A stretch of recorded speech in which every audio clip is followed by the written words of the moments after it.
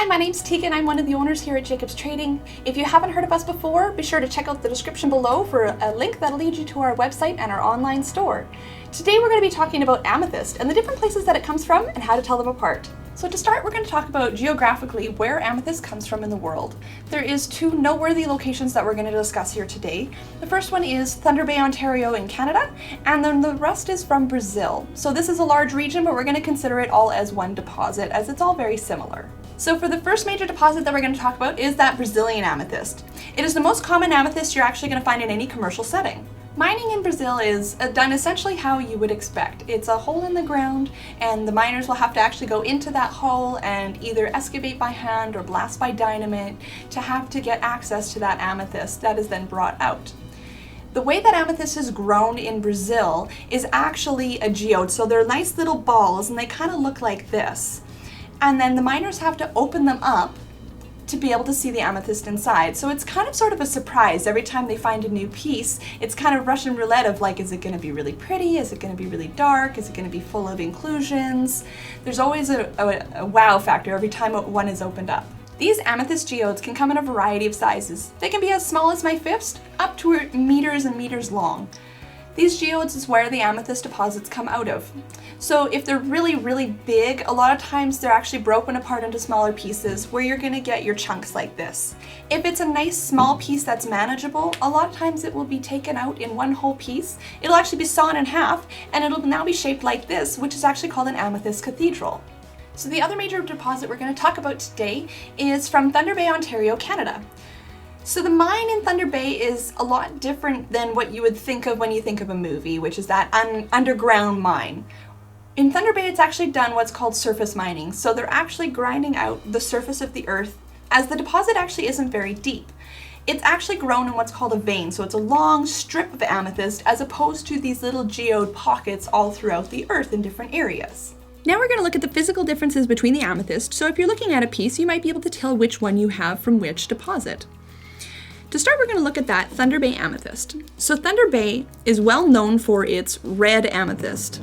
So they call this typically Phantom Rove, but there is one mine that has the name that they call Orlite 23. So this Orlite 23 does come from one mine only, but that doesn't mean you can't get it from another mine and it will be the identical product, as a lot of these mines are back to back, sometimes not even a kilometer apart. So just because it didn't come from the specific mine that named it Orlite 23 doesn't mean it isn't. This Phantom Rove amethyst is only on the surface, so the red of the amethyst is only on that top surface. So if you look at the side of this stone, it's actually all purple amethyst on the inside, and just that top outer layer, the last deposit as the crystal was growing was an extra layer of hematite that caused this red color. So you won't be able to tell the difference from these two mines by the size of the points, as both mines actually have these larger points. So this was an amethyst point that used to be really big. This is just the tip that was broken off. Both mines are going to get points this size, so that is not one way that you can tell the difference. In this piece specifically, it would be hard to tell if it wasn't for this red, which mine it came from. But on a smaller piece like this, we have a lot of the matrix, and this matrix is actually going to tell you the difference between the mines. So from Thunder Bay, because it's that long vein of amethyst as opposed to the little geodes, we get a lot more diversity in the actual matrix. So the matrix is the part that is below the amethyst. And this part will tell you a lot. So in the vein, you're going to get a lot of diversity of bits. So this is full of different pieces of quartz, and then we got some different sediments that are mixed in because it kind of gets choppy and jumbled in this vein. So moving to the Brazilian amethyst, you can see it's much cleaner because these are individual pockets.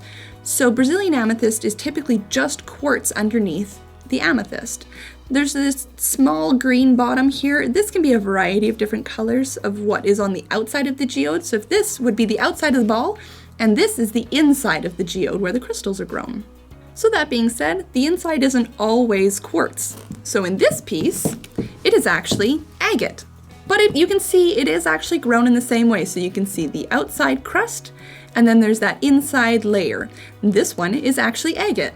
Looking at the bottom curvature of this stone, you can see this might have actually been a smaller geode because you can already see that curve here. If you imagine this going up all the way around, this might have been a nice little amethyst ball at one point in time.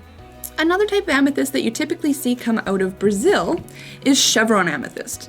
Chevron amethyst is a beautiful type that comes in these kind of triangular shapes where you're going to see these ups and downs. So this is a good example on this piece. So color can be a hard factor to tell the difference between the two mines, as both mines will get this nice rich purple color. But however, in the Thunder Bay mine, they do have some diversity of that nice red color. So when you're trying to look at telling the difference, your main factors is going to be that matrix underneath the stone. That's all I have for you today, guys. I hope you enjoyed our fun facts on amethyst that we covered. If you like what you saw, be sure to hit that like button. And if you want to see future videos that we're coming out with every week, hit that subscribe button. And that's all we have for you today, guys. Cheers.